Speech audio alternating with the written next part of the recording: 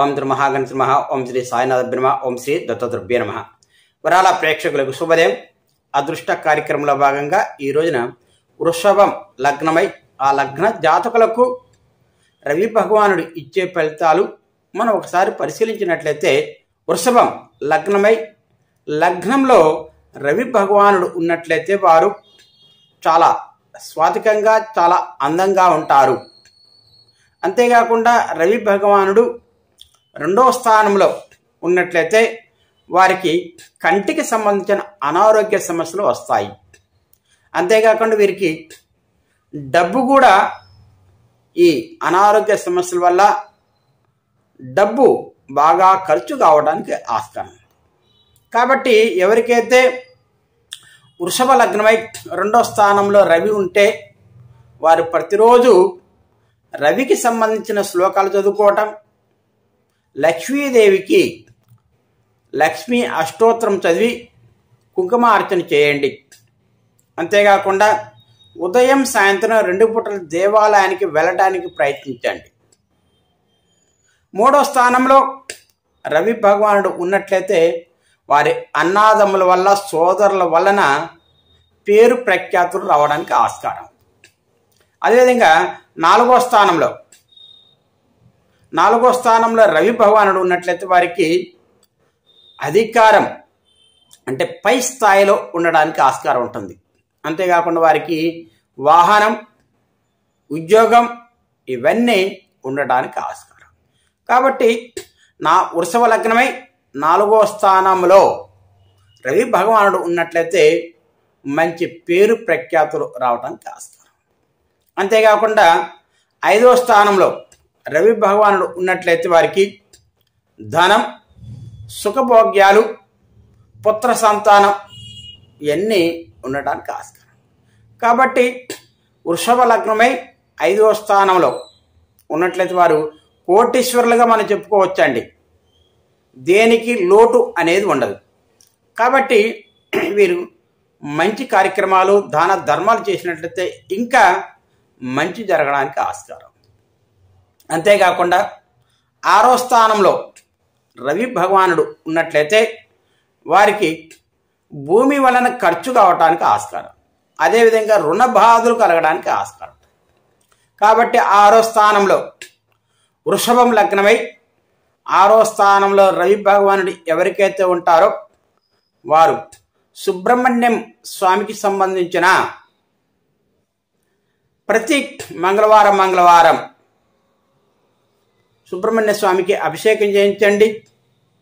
అంతేకాకుండా లక్ష్మీ నరసింహస్వామి దేవాలయాన్ని సందర్శించండి.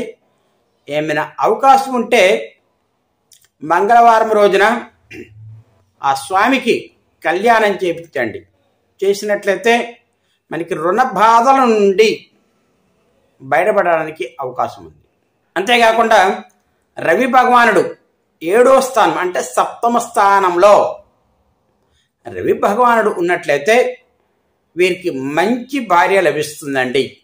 చాలా చక్కనైన భార్య లభిస్తుంది. అయితే వీరు ఆ భార్యకు ప్రమాదం జరగడానికి అవకాశం ఉన్నది. ఈ ప్రమాదం జరగకుండా ఉండటానికి శివుడికి 7 సోమవారాలు శివుడికి అభిషేకం చేయించండి భార్య పేరు మీద.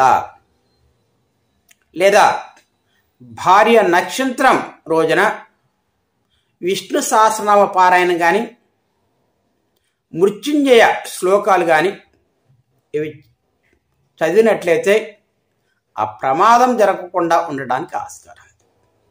8వ స్థానంలో 8వ స్థానంలో రవి భగవానుడు ఉన్నట్లయితే వారికి ఆ జాతకుడు తల్లికి ప్రమాదం జరగడానికి ఆస్కారం. అంతేకాకుండా వారికి అనారోగ్య సమస్యలు ఉంటాయి. కాబట్టి ఈ అనారోగ్య సమస్యల వల్ల డబ్బు ఖర్చు కావడానికి ఆస్కారం ఉంది.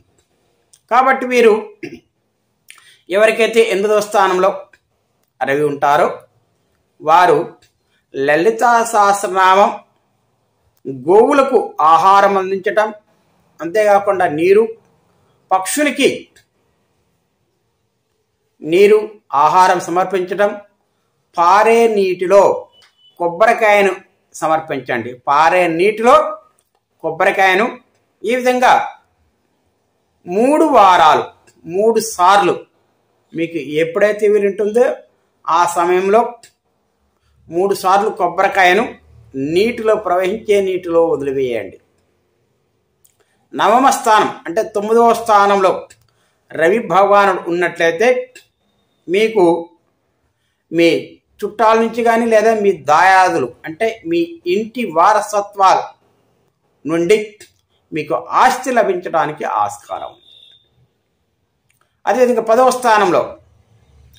స్థానంలో రవి భగవానుడు ఉన్నట్లయితే పుణ్య కార్యక్రమాలు చేయడానికి ఆస్కారం ఉందండి.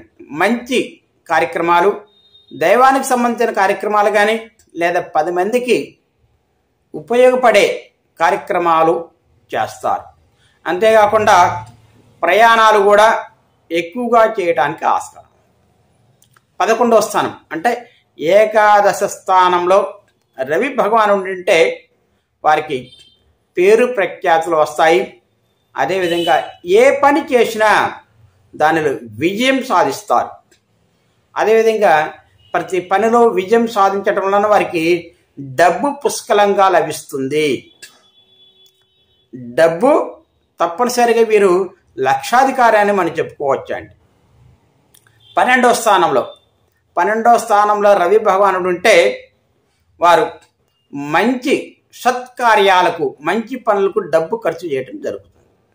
కాబట్టి ఇక్కడ 12వ భావంలో ఉన్నట్లయితే వీరు మంచి పనులకు మీరు డబ్బు ఖర్చు పెట్టండి, లేదా అనవసరమైన ఖర్చులకి డబ్బు ఖర్చు అవుతుంది. కాబట్టి తప్పనిసరిగా మంచి పనులకు ఎవరికైతే వృషభం లగ్న జాతకులు 12లో రవి ఉన్నట్లయితే వారు తప్పనిసరిగా మంచి పనులకు డబ్బు ఖర్చు చేయండి. చేసినట్లయితే మనకి మంచి జరగడానికి ఆస్కారం ఉంది. నా పేరు శ్రీధర్. నా ఫోన్ నంబర్ 9989085102. మరొక నంబరు 9492107110. సర్వే జనా సుఖినో భవంతు.